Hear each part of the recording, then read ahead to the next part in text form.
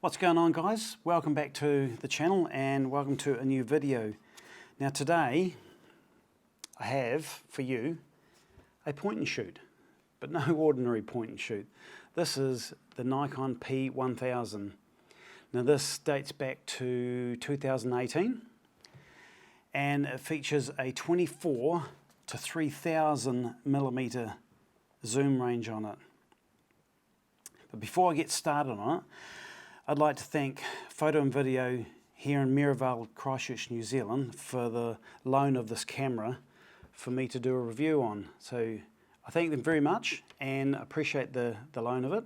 And there'll be a link in the description pointing to the second-hand department for the purchase of this if you're interested in it. Now this point and shoot, so-called point and shoot, as you can see this by the size of it, it's huge. It's not like a little point and shoot. Yeah, it weighs 1.4 kilos. It's what they call a bridge camera. A bridge between like the small point and shoot type cameras and a DSLR, except that this has a 24 to 3000 millimeter zoom range on it. Now when I power it up, you'll see when I toggle the zoom lever, you'll see that's at 3000 millimeters, and at that stage it's fairly front heavy. It's quite a beast. That's a huge camera, really. So you have a zoom lever there, and yet on the side of it you have another zoom rocker there, and that is a little bit slower for video use. The one up in the top there is a little bit quicker. Also features a flash, pop-up flash, a hot shoe for mounting like a microphone because it has a microphone jack in it on the side there. It has a fully articulating screen.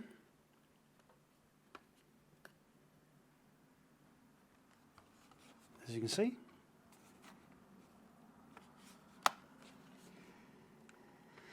And it does 4K video.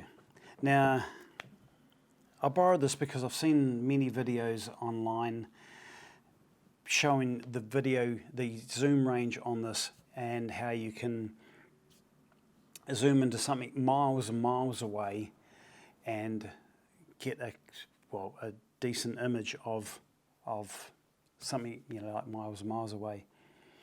And I've not really seen a lot of videos on YouTube to do with the picture quality of this.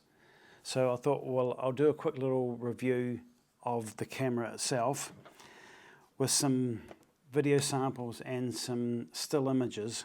Now, I've only got this on loan for a short term, and the weather outside is pretty nasty. It's been raining ever since I picked this up. It's been raining, and I'm off to work tomorrow, so I'm not going to get the chance this week to get out much at all with it.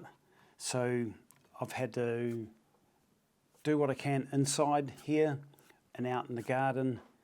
So I shall put a few photos up very, very shortly, but just a few specs on this. It's a 16 megapixel 1/2.3 inch backside illuminated sensor in this. And like I said, it's got a 24 to 3000 millimeter zoom, f2.8 to f8 at the long end. There is a digital zoom which doubles that focal length, so you're looking at 6000 millimeters, but in all honesty, the digital zoom is just a crop into the image anyway. And from what I've read, there's actually like not only a 2 times digital zoom, but there's a 4 times digital zoom, so you're bringing up to 12,000 millimeters. But that's just insane. I mean, for such a small little sensor, this is a sensor that's about the same size as a lot of smartphones out there at the moment. And so 16 megapixels and such a tiny little sensor in what we've got outside is pretty average light. It's a bit gloomy out there actually. There's quite a lot of rain and drizzle coming through, so it's not actually very good light to do a proper test in this. If the weather improves during the week and I can get out, I'll make another video with some better images and better light. But for now, this is going to have to do, because it's just the time frame that I've got the camera for anyway. So it does 4K video at 30 frames per second, so there'll be a couple of clips in there of just a few video samples that I've done around the home here. And so yeah, it is a very unique camera. This one here is in pretty good nick actually. From what I've seen on the photos, the files on it, it looks like it's done less than 1,000 frames on this camera, so it would be a good buy for somebody who is interested in that type of a zoom range in a camera. One camera that does it all really, from 24mm wide angle to, you know, super telephoto, and I mean it's super telephoto, extreme telephoto really.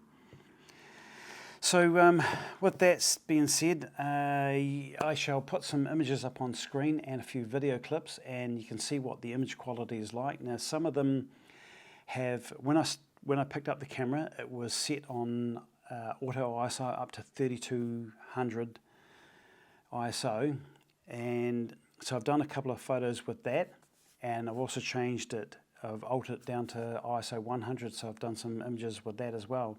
And there's one particular one I did of the same outdoor ornament that you'll see in this video, the stills, clips and stuff, where I've got one at ISO, I think it's 1600, and one at ISO 100, and you'll see the differences in between the higher ISO and the lower ISO. The lower ISO obviously is a bit cleaner. But yeah, I'll put them up on screen now and you can have a look and see what you think.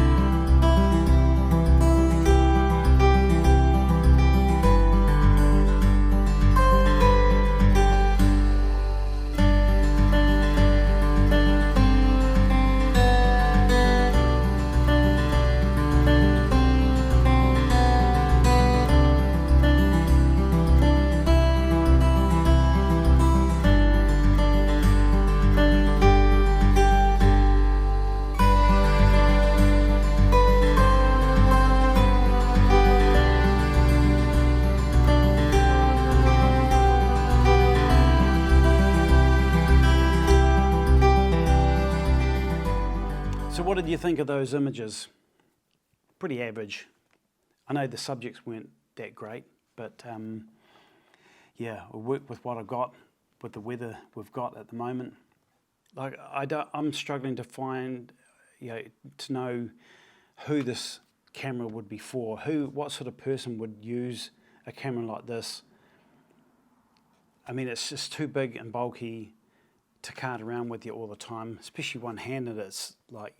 It's too weighty, and as soon as you start to zoom, you feel it wanting to tip forward. Now, one thing I found on the tripod was that as soon as you started to zoom out there like that, like put the tripod plate on there, put it onto the tripod, and you start zooming in, and you feel that, I can feel that with my hand underneath there, I can feel that weight tipping forward. It really needs like a tripod foot and about there, roughly about in line with where that is, and that would balance it a lot more, rather than right back there, because you've got all that weight wanting to pull it down. It might be a fantastic piece of equipment in terms of its zoom range, like 24 to 3,000 millimeters. I mean, who else does that? You know, I don't know of any other camera brand that has a zoom range on a camera that big. It's certainly, in terms of what they've achieved, it's certainly, I'm lost for words. I don't really know. But yeah, I hope you liked that video. Turn that thing off, put that down because it's weighty. So yeah, I hope you liked the photos and the video and the short little review of that Nikon P1000. And I will put up another video with some, I've done some tests on different focal lengths, focusing something way in the distance out in the park over here. I'll put that up next week, and you can see the still image quality, even though it is in a bit of drizzle, bit of rain, you can still see the image quality of the camera set at ISO 100 and at the different focal lengths. And there'll be also a better zoom range test from something that's would be what, 500-600 meters away in the park there. So thank you all for watching, and I hope you like that. And if you do, please like and subscribe. It all helps the channel grow. And there'll be more Nikon reviews coming up in the future, so I hope you look forward to that. So thank you all for watching, and we'll see you again on the next one.